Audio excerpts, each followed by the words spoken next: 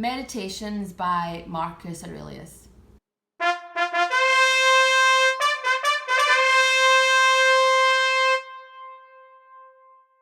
Who was a Roman emperor and arguably one of the best Roman emperors of his time. It was hella tough. I mean, we think that we have problems and challenges. He was, leading an empire that was going to war, that was, had diseases, and, he is the emperor, and that's on him. He was very well known for having a high level of integrity, and in the face of conflict, he was just solid state because he himself and his emotions would be under control. I think he had kind of light green piercing eyes.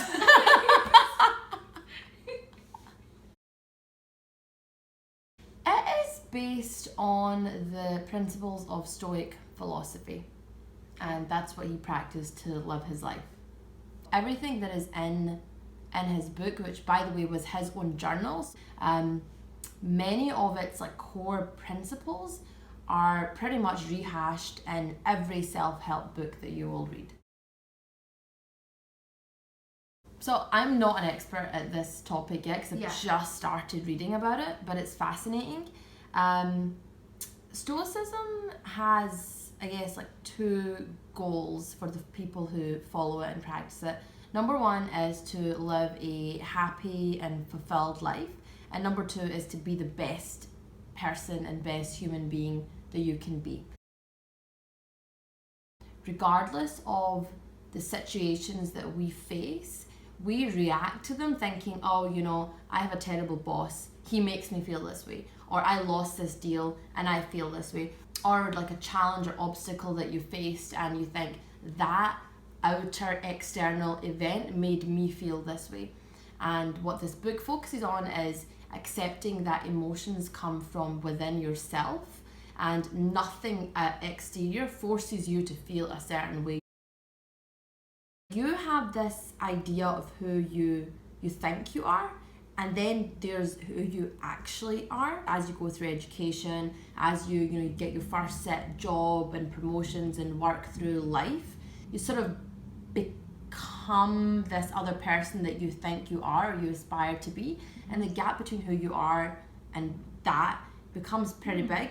And then in your 30s you're like, something's missing. And I think in some cases, because we're so disconnected to our own core and our own values, that we start searching for them. So I think there's something to be said about looking in the mirror and being very honest with yourself about who you are. And I do wish that when you're younger, I do wish this part of the curriculum of growing up that something is there about being self-aware and in tune with who you are and what your strengths are and really sort of building on them. But unfortunately, we're not taught that. Choose not to be harmed and you won't feel harmed. Don't feel harmed and you haven't been.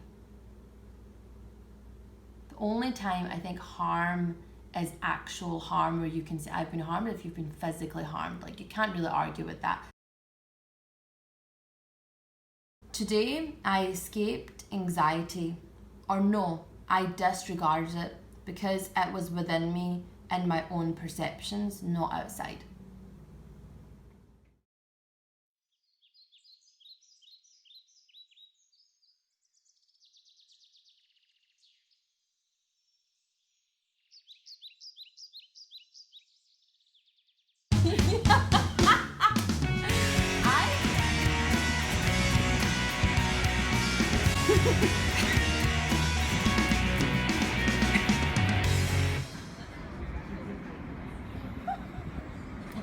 I'm so glad I put my SPF on today.